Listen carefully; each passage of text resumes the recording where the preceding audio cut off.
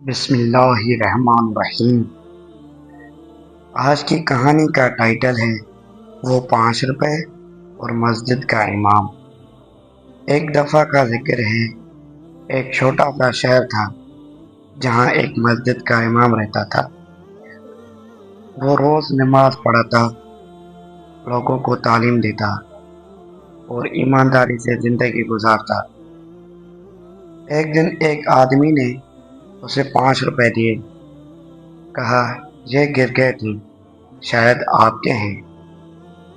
امام نے مسکرا کر کہا یہ میرے نہیں، لیکن میں انہیں مسجد کے دام پاترا میں ڈال دوں گا۔ اس آدمی نے حیرانی سے پوچھا، اتنے چھوٹے سے پیسے آپ رکھ بھی لیتے؟ امام بولا، حلال حرام کا فرق چھوٹی چیز سے نہیں ہوتا۔ اس وقت اس آدمی کی آنکھوں میں آنسو آ گئے، کیونکہ وہ خود ایک امیر شخص تھا، لیکن اس نے کبھی ایمانداری کا ایسا جذبہ نہیں دیکھا تھا۔